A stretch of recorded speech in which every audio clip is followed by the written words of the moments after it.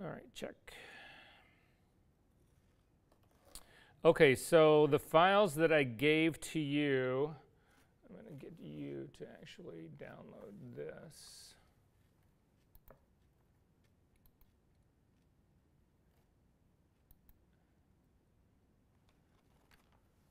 Yeah. So type in AFP, yeah, F, // 172 dot 20 dot 208 dot 221 and hit connect. Yep.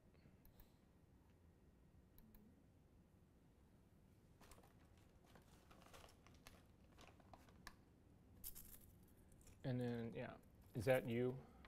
Mm-hmm. Yeah, put in your password then.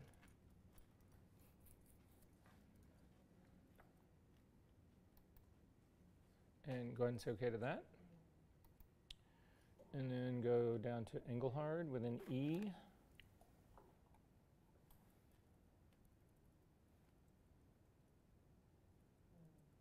Yep. And open that. And then grab that, bring it to your desktop, and unpack it.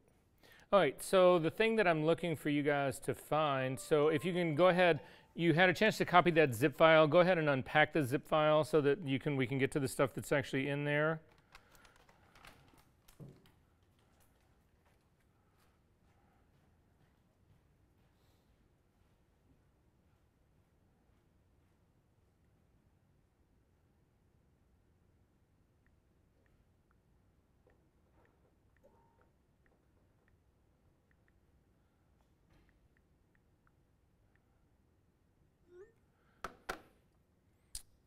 Okay, and inside of that, let me find my copy of this.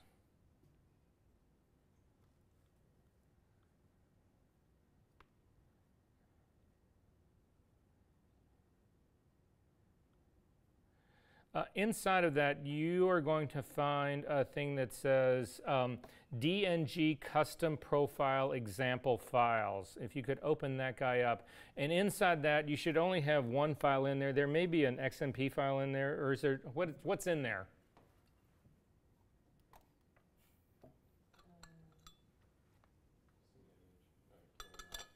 Yeah, Canon Raw. Is there anything else? There's an XMP file in there as well? Just the Canon Raw file, right? So has everybody got this Canon Raw file?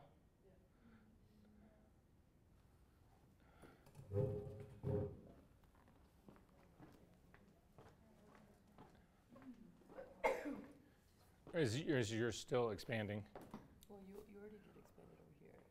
Oh yeah, you can hit cancel on that. Yeah, so now you've actually got 3 of them. So just don't open that guy again. Open just one of those. Oh, it says, okay. And inside of that, there's that DNG profile sample file. That's the file. If you simply double click on that file, it will launch it, and should launch it into Photoshop into Camera Raw. You're almost there.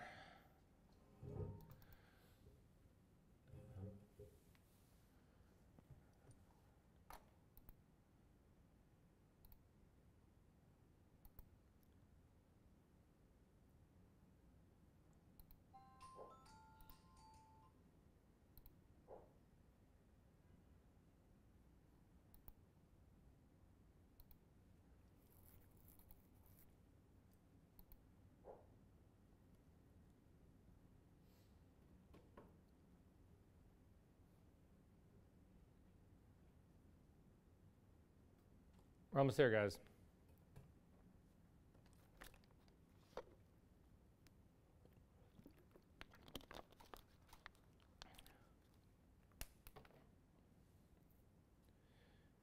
All right, so open up that guy, and open up this, and double click on that.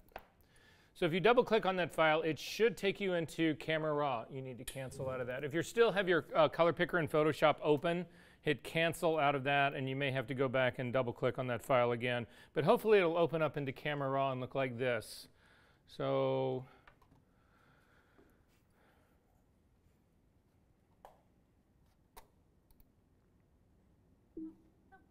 you're good.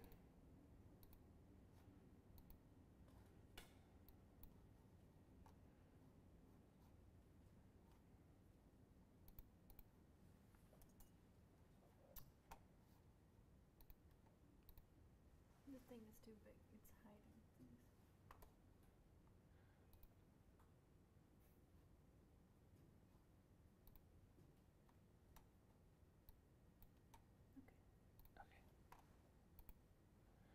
Okay, so does everybody have this file up and then it looks just like this? Okay, so this is going to be the first thing that I'm going to suggest to you guys, show to you guys. This is called a passport color checker. This is what it looks like. You can actually leverage this in film on a limited basis, but this is the holy grail when it comes to digital, working in digital photography, is this guy right here.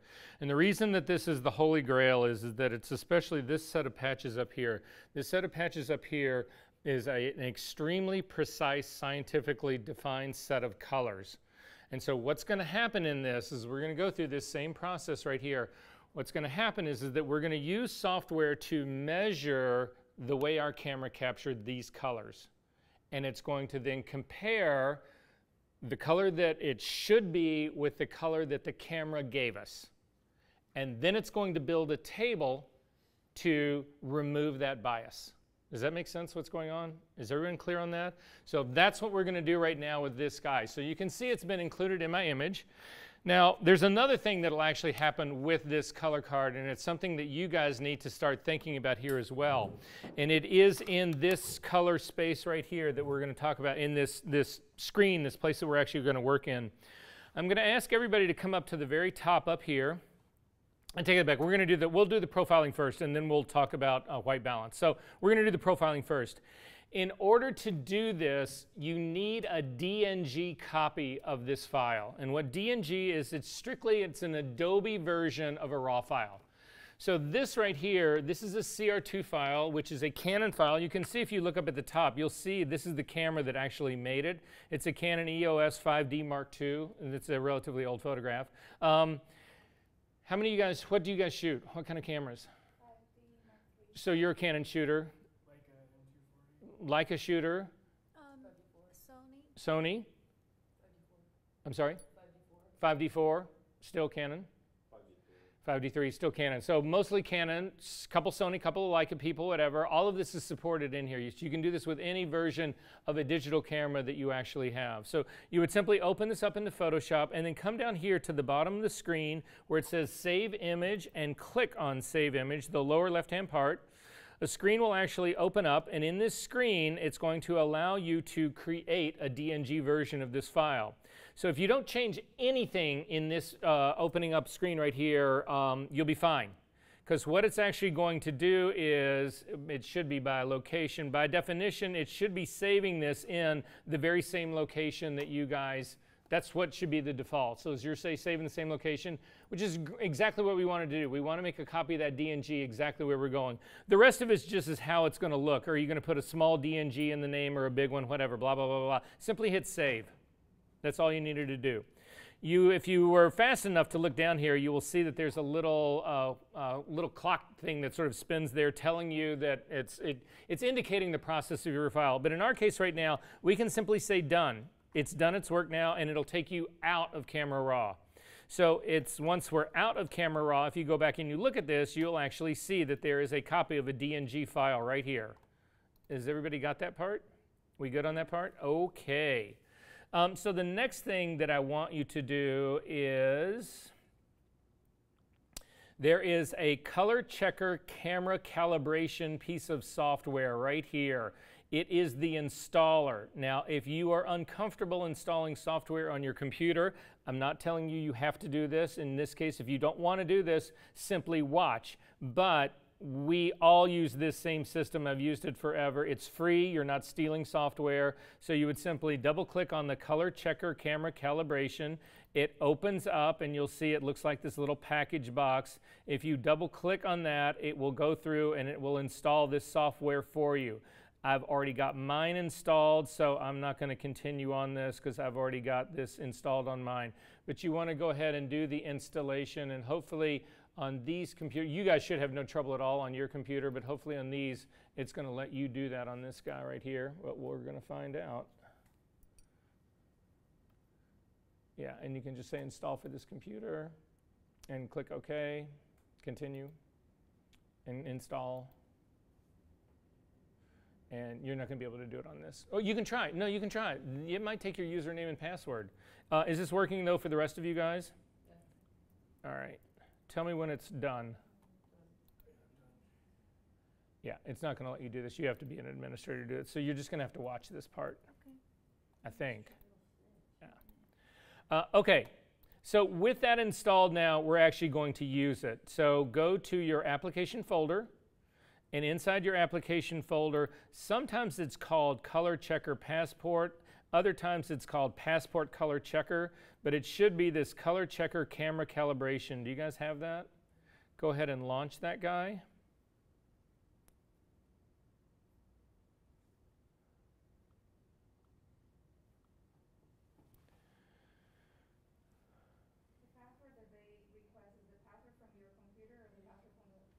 The password it's requesting now is the one that you would use just to log into your computer, your user. When you turn on your computer, do you have to put in a password to get it? That's what they're asking.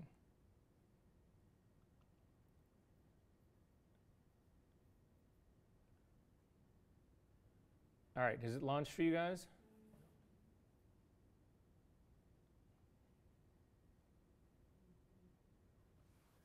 Are we okay? After I install that, where I have to go? Applications. It's just warning me that my profile hasn't been calibrated live. Yeah, that's okay. That's okay. We're going to deal with that as well. If you get a warning, don't worry about it. Go ahead and say, okay, we're going to deal with that as well.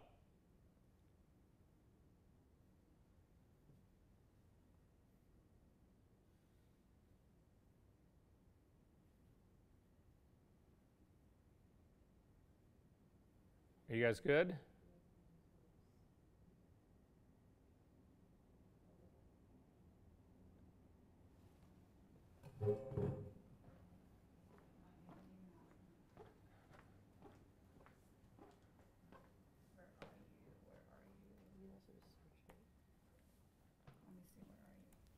has a bunch of like photo files in her application.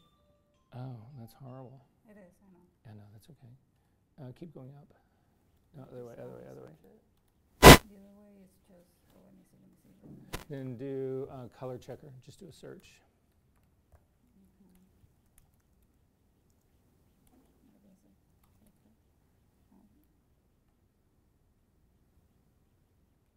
Did I download this? There it is, Yeah, right right there. This one? No, the one above it.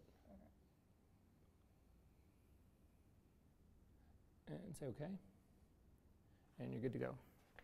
Okay.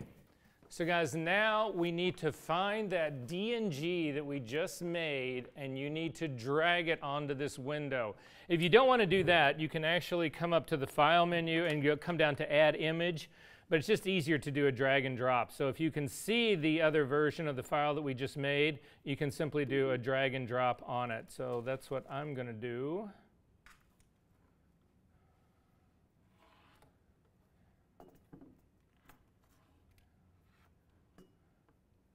Well, I'll take that back. That was harder than it should have been.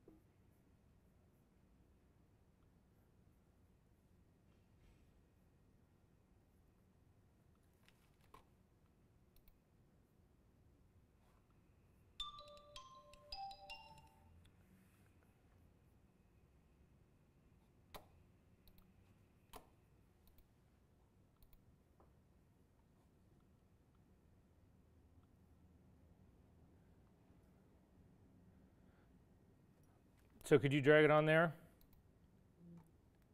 Yep. And if you give it a chance, it should say loading image.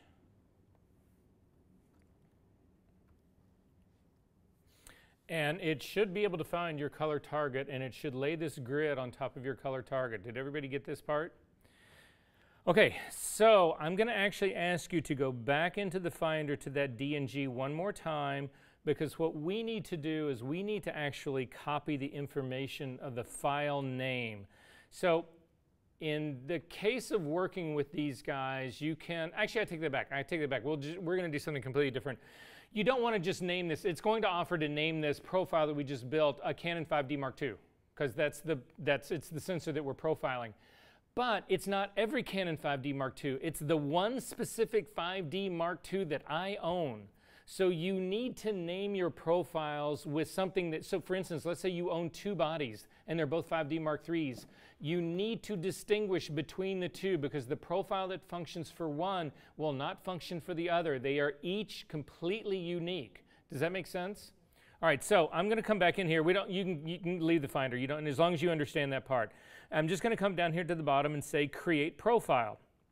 And a screen will come up, and it's going to offer me, you know, what are we going to call this? And I want you to rename this, and we're going to call it Versors. Or just Versor, not Versor, but Versor EOS 5D Mark II. That way we know it's my 5D Mark II. Does that sort of make sense to you guys? Yeah. It's not just some generic 5D Mark II. In terms of where this thing gets saved, this is a little dicey to go for, but you guys are making all of these on your computer, so you won't have to worry about this. But if you wanted to move these profiles to a different computer, to work on a different computer, you can do that. This is where they are. If you take a look at your screen right here, it is actually in your user folder, in the library, in application support, in Adobe, in Camera Raw, in Camera Profiles. That's the folder that you have got to navigate to get these, to copy them out. And so a lot of people that I know who work on multiple computers, they will simply copy all of these to a hard drive or to a desktop. Some people actually upload these to any sort of online storage that they've got, so that forevermore all you need to do is download this guy, throw it in this folder, and it will work on this computer, or it'll work on my computer, it'll work on any version of Photoshop. Does that sort of make sense? So that's where this thing is going to be put. I'll show you how to get there in just a second, but I'm going to go ahead and then simply hit save. And you'll see a little thing that comes along, and it says the profile has been created successfully. Applications using this may need to be restarted, which is going to be the case. So then I'm going to simply say OK. So did this work for everybody? OK, so right now, guys, I got to tell you this.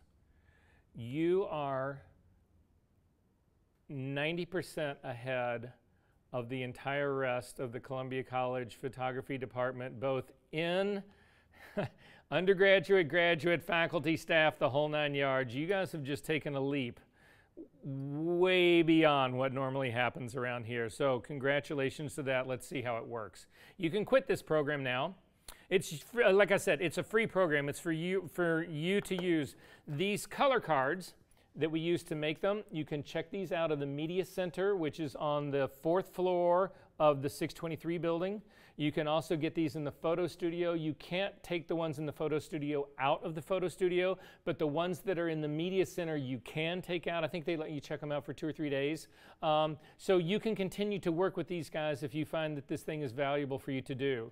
You buy a new camera, you want to profile it. Does that sort of make sense here? We good on that part? All right, so then let's see how well it worked.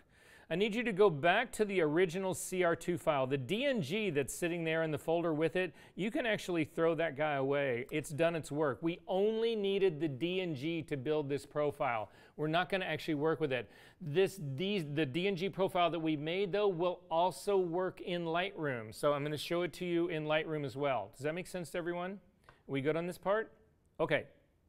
So if you double-click on the CR2 file again, and launch it, this is in Camera Raw now. Now the thing about Camera Raw, for those of you who've worked in Photoshop, This should be a familiar place for you guys to go. What this is it's the raw processing engine.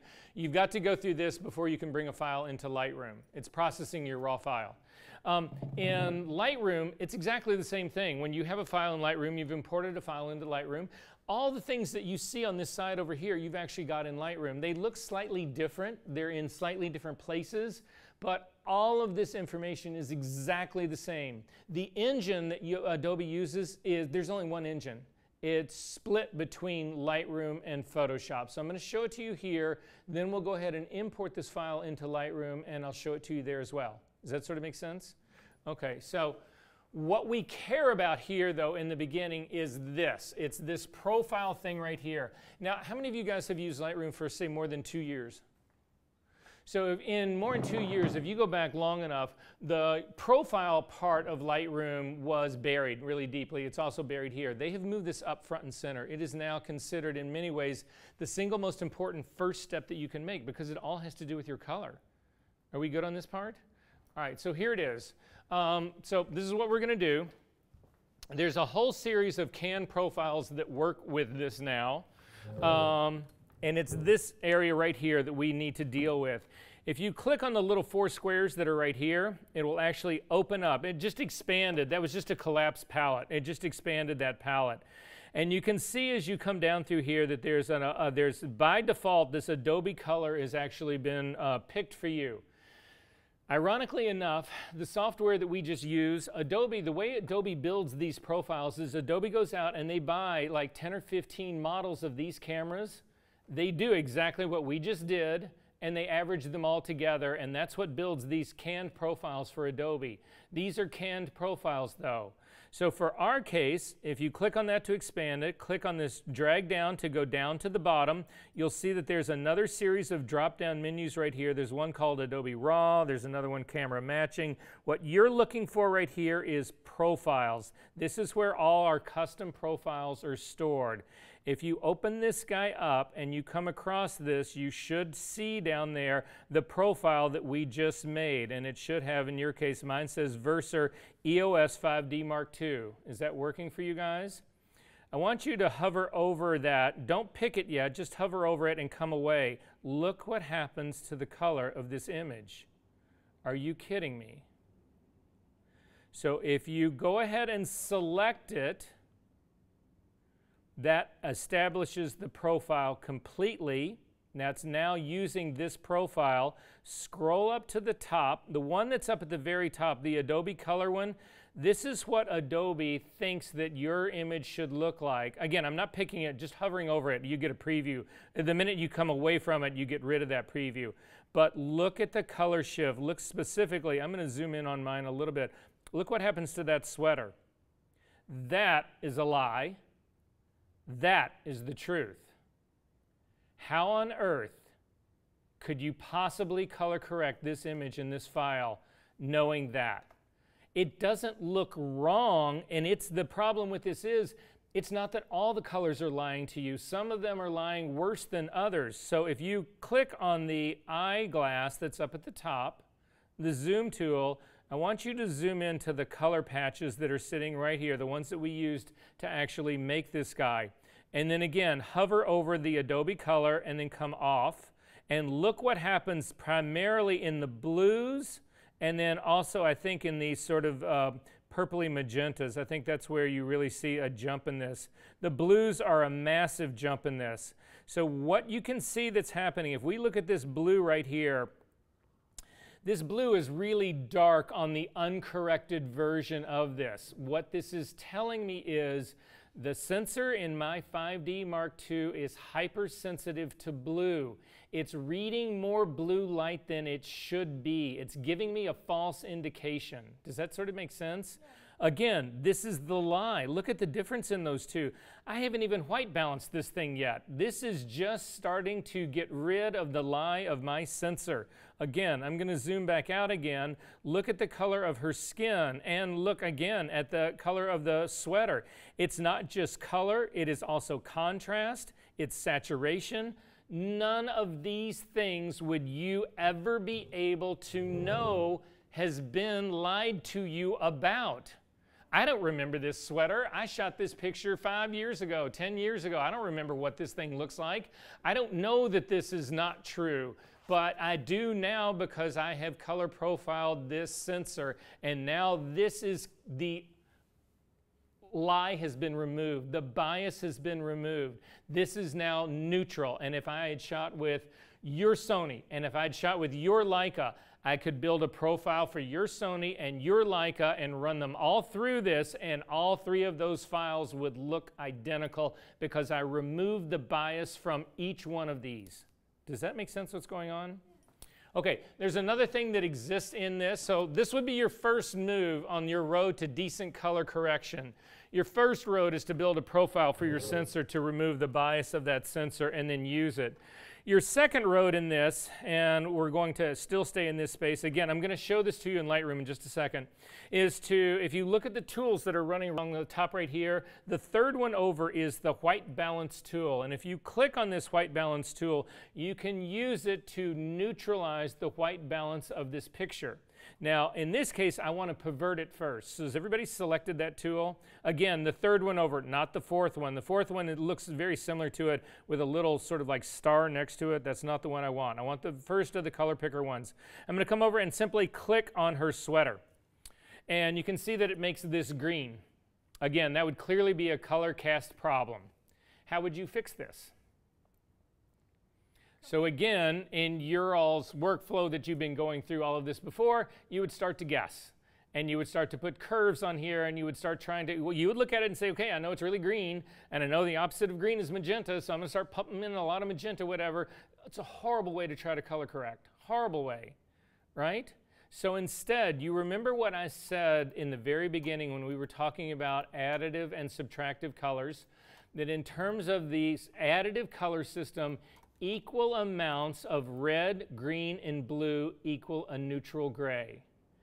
If you can find a neutral gray in your image, you can use this white balance tool to make it neutral gray. That's how it works. So if you zoom in to the card on the bottom, the other thing you should know about this card is that all of those patches that are right down here at the bottom, every single one of these is a neutral gray. So by definition in this card, if you look at it, all the ones that run along the bottom, it goes from black up to white, they are all neutral grays. You do not want to pick a neutral gray that's on either end, either extreme. You don't want, they'll work, but you don't want to use them. The blacks will work, the whites will work, but you're really looking for something in the middle. That's a safer place to be. I always pick the one that's right in here, and if you simply click on that, that has now neutralized this image. Can you do color correction that quick? And this is perfectly neutral color. Make sense? So what I ultimately do is I always shoot with one of these in every image that I shoot. I use this thing on my phone. Does this make sense? But there's people that say, well, you know, Verser, I don't use that. I don't want to use that. I'm an artist. Fuck you. I'm going rogue here. I don't want to be tied down to this little color card. I don't want to owe something to this man, right? Click on the sweater again, and you'll see the reason that the color gets so perverted. These are color readouts that sit right underneath this histogram, and you'll see that it's actually tried to make them all the same. You can see I've got a red of 70, a green of 67, and a blue of 69. It's relatively close to a neutral gray. That's what's going on here. But you can see that the color has really been perverted. But in looking at my image, can you guys spot anything in this image that should be a neutral gray?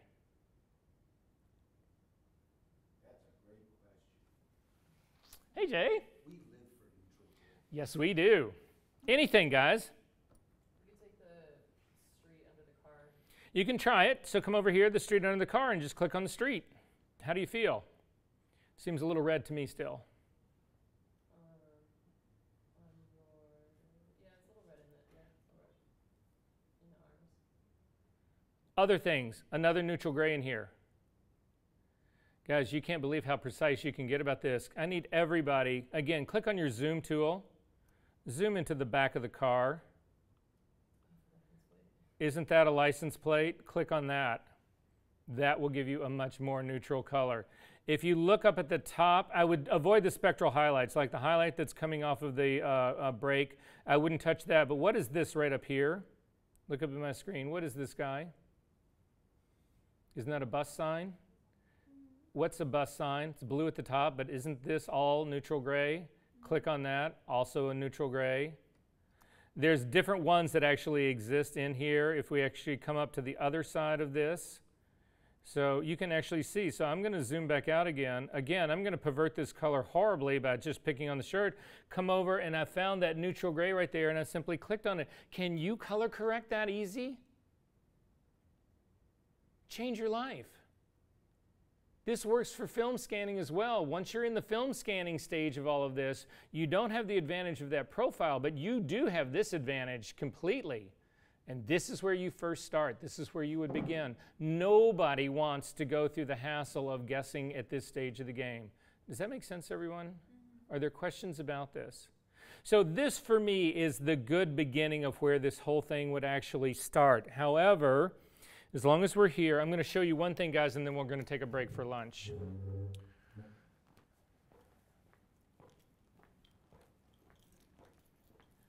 Is there a neutral gray in this room? Of course. The floor. Neutral grays abound, right? Am I wearing any neutral gray? That was a silly question. Come on, I'm not wearing anything but neutral grays, right? You could color balance on this. It would be a little dark for my liking, but it would still work. My pants would work, my shoes would work, all of that. How about my teeth? My teeth will work. Yeah, I have dirty teeth. When I was a kid, my teeth got fucked up with steroids. But anyway, what about my eyes? No, wait, what about my eyes? You can color correct on eyes. You'd be shocked. And now it may not be perfect. Again, that's why I use this color card, because it is perfect. I don't need to worry about that. But color neutrals abound. You simply need to look for them. And again, if you were to use the sign in the back and you were to feel like, okay, this has still got a little touch of red, you were so far ahead of the game by having done the work that we've just done that whatever little tweak that you've got to make is going to be minor. Make sense? All right, hang on one last second. Then I need everybody, I got something for everybody to look at, and then we'll take a break for lunch.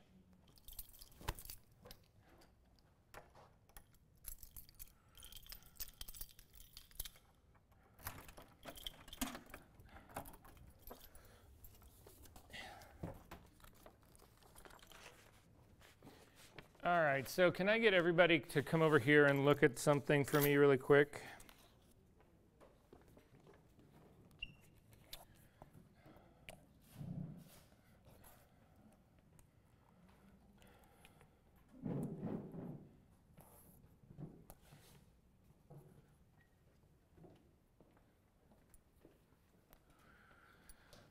Okay, so I need to explain what it is we are actually looking at here, because there's another thing that happens in color correction that most people do, and they do it wrong. So what I'm going to explain to you what's going on here. This is a step wedge that's going from here up, and then it continues up here. The background is simply getting lighter and lighter and gray. That's all that's going on here. And these values represent what they are. So this background right here, this first little patch right here is a 0, 0, 0. By definition, that's black. 0 red, 0 green, 0 blue. The next one is a 3, 3, 3. It's almost black. It's really, really close to it, but it's getting lighter. As I get up to here, this is a 21, 21, 21. And then up to here, this is a 45, 45, 45. I'm actually beginning to get into that sort of like 3/4 tone area. Does that make sense what's going on? Inside of every one of those is a black V. The V, it's pure black in all of them. Does that make sense what's going on? Yeah. Okay. In this set down here, the same thing is happening. It's just continuing. It's at the very top end. This is my 255, and 255, 255, 255 by definition is white. And you can see, you don't see anything because it's exactly the same tone as the page. It can't get any whiter. So that's what's going on here. This is a 252, 252, 252. You're starting to pick up a little gray. This is a 249, 249. You guys that makes sense what's going on here, right? And in each one of these squares, the V that's in the middle of it is pure white. And that's why you don't really see anything here, because it's pure white. You also don't see anything here because they're both pure black. Does that sort of make sense? So what I want you guys to do is look at this, and what I want you to do is pick out the square where you can distinctly spot. Let's do the dark one first. Where you can distinctly spot the black V on the background. What I'm looking for here, let me add this, I am looking for what we would call shadow detail. That's what I'm trying to establish here. So it's not, oh, I think I can barely maybe see it there. That's not shadow detail. Like I can barely see something in here. That's not shadow detail. I need resolved detail. Where do you guys see it?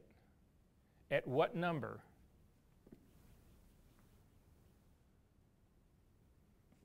33. You got a 33? I mean, You're I would, depending on what I would like in the photo, I would probably go the other way. But if you're looking for resolved detail, right. 33. We've got a 33. Other people? 27. 27? 30, 27, 30. We're all kind of in roughly the same area-ish, right? So for me, I typically put it in the mid-20s. I usually work somewhere around this 27, maybe 20. This is my sort of area. Now, this is dependent on the piece of paper, the kind of paper that this is. Glossy paper, you'll actually find shadow detail in a deeper area. Matte paper, you'll actually find it in, it'll actually even be in a higher area right here. So in a glossy paper, you maybe get down to the low 20s. A matte paper, you'll definitely be in the 30s. So it's just a question of that's where shadow detail is. Does that sort of make sense? Then highlight detail, where do we find highlight detail? Where do you feel like that is? So ignore this part down here on the bottom. Just look at this part up in here. Where do you feel like you really feel? We have a 249. Do you guys sort of agree with that part? So this gives me points that I can use to establish my shadow detail and my highlight detail based on a print. Does that make sense? So we're going to do that really quickly with this image, and then we're going to break for lunch. Do you run this print beforehand so you get every single time? What I do, you're going to see, we're actually going to build a profile for the printer as well. I profile the printer first, and then I run this on the paper stock that I'm going to use to give me my shadow point and my highlight point. So in this case right here, we need to decide, if we're looking at this image, let me turn those lights off so you can see this a little bit better. We need to decide in this image what should really be highlight and shadow point. So the one thing I will tell you about this, because I cheat, again, I shoot fashion and beauty. That's what I do. That's what my entire career was. So I shoot with this color card in every single thing, that image that I work with. I always shoot, the first frame has got this. Then I use this information to apply to the rest of the shooting. I don't put one of these cards in every picture that I make, right? Does that sort of make sense? So again, if I was shooting I'm doing a fashion story on ugly sweaters. I would actually, this is in the first one, but then I can actually just take all the information from this and apply it to all the regular shooting that I'm doing without this color card in. Does that make sense, everyone? Okay, so in this case, I already know what the white point should actually be, and it's actually this little white patch right here. It's this thing on the front of my card. There is a PDF that I've given you guys called 10 Steps to Perfect Exposure, and it involves exactly this. So if you zoom in to this little white patch is a real thing. This is not a synthetic thing. It is a real thing. It has detail in it. It needs to be in that range that we were just talking about. And if you look at the readout that sits right underneath the histogram, you will see that, yes, indeed, it's reading a 247, 246, 245. It is, the target that I always go for here is somewhere between 245 and 250 for that readout. That indicates the correct exposure for me. Does that make sense? So I know the high end is done correctly. So you use exposure to establish your high end, your highlight detail. Detail, not a white point, detail, my highlight detail, and then you need to figure out what it is we really want to be shadow detail. So for instance, I'm hovering over the shadow that's actually hitting on this girl's black sweater. Should that, I mean, it's her black shirt, it's shadows being cast by that card on a black shirt. Should that have detail in it? No, it should not, and it doesn't. If you look at the readouts again in the histogram right over here, this is reading down in the 5s, the 3s, the whatever, but it shouldn't have detail. I could bring detail back to it, but it would be incorrect. By the way, the black point on here is also not shadow detail. That is not what it is. So when I look at this image and I'm looking around this image to figure out what should be shadow detail, is this area on the side of her shirt, should that have shadow detail in it? I don't think so. It should not have, again, this is a really strong shadow on a black shirt. It's a really hard light. I don't think I should be opening that part up. If I hover over her shirt right here and take a look at this, you can see that her shirt in the main body of it, it's in the sort of the mid 30s here. If I was going to print this on a matte surface, this actually might be exactly where I leave it. Does that make sense? Because it's going to gain darkness. But as I start to look around here, it's more like in this area right in here. This is where I would feel possibly down in here that this shadow under here, I would feel like that really probably does need to go to be black, whatever. But maybe like this area right here, I would definitely want highlight detail, not highlight, I would definitely want shadow detail in that area. If you take a look at this, you can actually see that part of the shirt. There's no real deep shadow in here, but you can see I'm getting this readout in the lower 20s. So for me, to actually fix this file, I'm going to go to the next of the little icons up at the top over. This is the color sampler tool. And if you click on this, you can actually come down into this area. So again, it's that area that's sort of between folds right in there. I'm going to click once, and you get a readout, and it's sitting right here. So this readout is this number 1 point. And you can see I want this to be in the mid-20s. It's in the low 20s. So all I need to do is come over and actually grab my shadow point right here. I'm going to take the shadows and I'm going to start to open them up. And you can see those numbers are starting to climb a little bit. I'm also going to do the same thing with my blacks. I'm going to pull that open a little bit as well. And you can actually now see I'm getting up to the mid-20s. Pop it up a little bit more. This is now color corrected, totally perfect neutral color, and I'm off to the races. How much of this did I guess? 0. Yes? What do you get, once you use the drop with the little Right. shadow? I'm opening up my blacks and my shadows both. I don't want to really open up my exposure because that will also push my highlights open. Like what are you looking, what number are you? This number right here. Oh. That's the number 1 readouts right here. And if you added another point, you can add another point. You can add as many points. You can add up to like 16 points, whatever. You'll just keep getting readouts here that are numbered. So this number 1 refers to this number 1 right here. But guys, oh shit.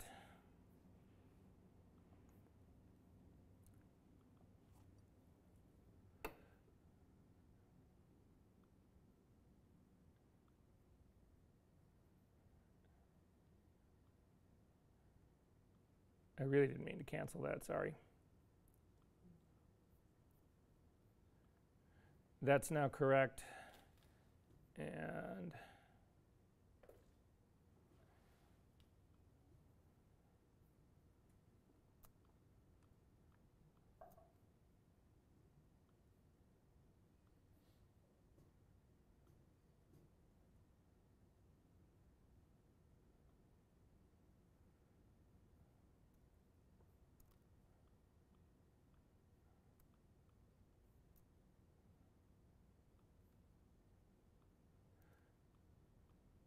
this thing is now will print perfectly. That's how hard, that's how much color correction I do. That's how challenging my color correction is. I have eliminated the lie of my camera. I know exactly where my shadow point needs to be, where my highlight point needs to be. They're both there. And I've also color balanced this to a neutral gray. I do one print, looks just like this. Now, does this mean, though, that this is the color that you have to accept? No, there's a lot of people, especially when I was shooting transparency film, I liked my film a whole lot warmer. So there's no reason, even though I know that this is perfectly neutral color, that I could not come over here and click on this color temperature slider and actually push this up to warm it up because I feel like this needs to be a sunnier day. I can do that. But that introduces the next problem, and the next problem is that I'm basing that now on my monitor. And we'll deal with that when you guys get back from lunch. So I've got like 20 after. Do you want to say 1 o'clock? Is that okay? Yeah. Can we be good by that point? I'm going to lock the door, so if you want to leave your stuff here, you're welcome to leave your stuff here. Are we good on this? Are there questions about this?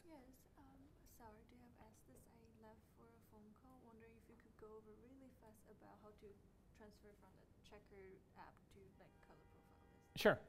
We can do that. Are you guys good though? Yeah. Okay, I'll see you at 1. Leave your image up. You might as well leave your image up right now. Also, when we get back from at 1 o'clock, whatever, we will import this into your Lightroom catalog. We will do the same thing there because you guys, it's sounding like you guys are using Lightroom actually more than Photoshop. So I just want to show you that part in there as well. Okay, so where did I lose you? You opened up the other app that you just downloaded. Okay, yes.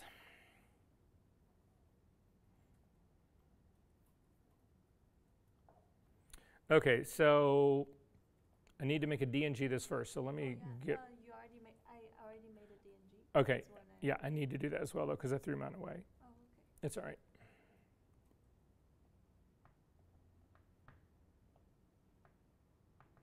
Oh, so DNG is the format that the other app can read? Is that Exactly right. You're exactly right.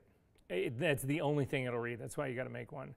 But once it does it, I didn't need it anymore, so I threw it away. Okay.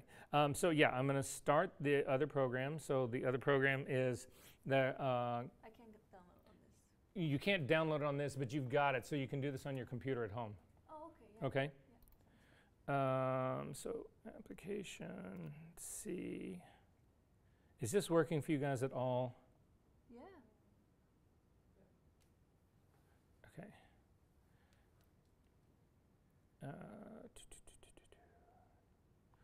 Color checker. This guy right here.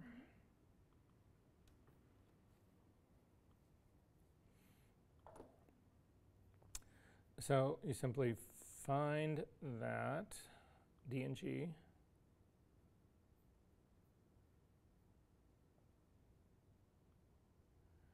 And drag it onto this. Or go up to the file menu and load it, either way.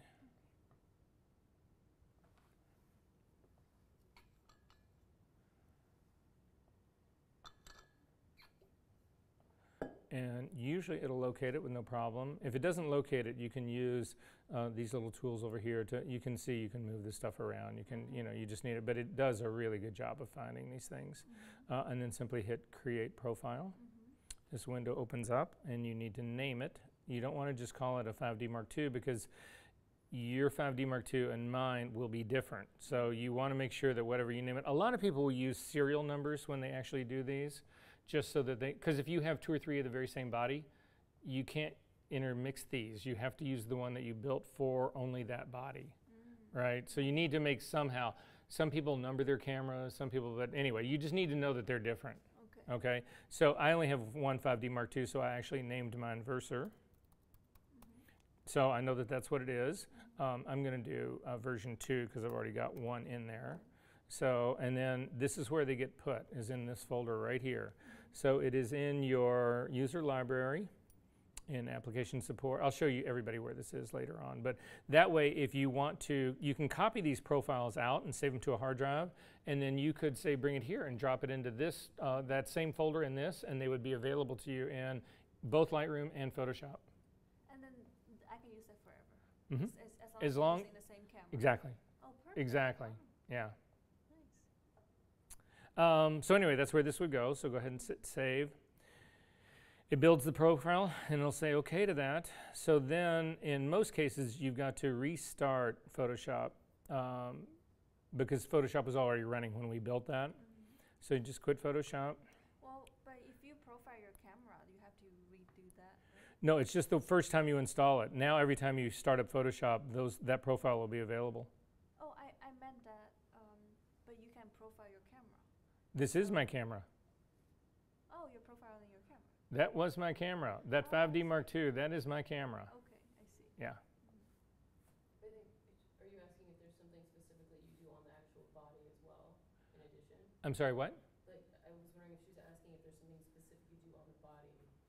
Oh, nothing you do on the body at all? Because the truth of it is, that it's actually a good question that you would ask this. How many of you guys care about the settings that you use for your, how many guys, does anybody here shoot JPEG? Are you all shooting RAW? Yeah. Okay, so if you're shooting RAW, there's very, very little. The only things that matter in your camera at all, the only settings that matter are your exposure. Yeah. So your color settings don't matter, your processing, your styles, none of that matters. That's all for JPEGs that you're shooting in your camera and being processed in your camera. So what you're saying when you say, oh, I'm going to set Adobe RGB or sRGB as my color space, that's for a JPEG. It's got nothing to do. RAW files don't take any of that information at all. The only thing that impacts a RAW file is the exposure, and that has a big impact on it. So there's really nothing that you could do. The color is baked in because that's dependent on your sensor. I see. So the sensor, it's what little filters they put on your sensor and the bias of your sensor is, and those are the things that we're trying to negate by doing this whole process. I find that like it helps if I'm shooting like I shoot a lot of events, right? So it's like, let's say you got like 1,500 images. Right. And you're like bringing them down to, pulling them down to like 300, and you're going from, you know, like a nightlife space to a restaurant space to a museum space. So in like every 20 feet you move, the light changes. Right. I change my Kelvin like before every shot, like back and forth usually if I need to. On the back of your camera. Yeah. Again, if you're shooting RAW, that will mean nothing. Yeah, but like then when I go in to edit it, I Right. have to like it's I understand what you're saying. I understand. So whatever you tagged it with is what it comes in as. right, exactly. Yeah, I understand that part, and that's probably a smart way of actually approaching it. But it's not changing anything in the RAW file itself.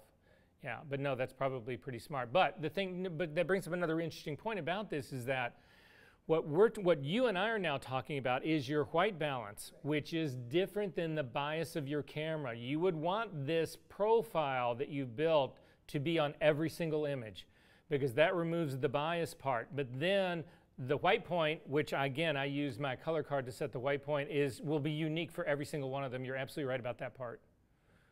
Yeah, I mean, it's the biggest rub in this. But for you guys who print color negative film, you run into this very same problem. Color negative film, it's anybody's guess.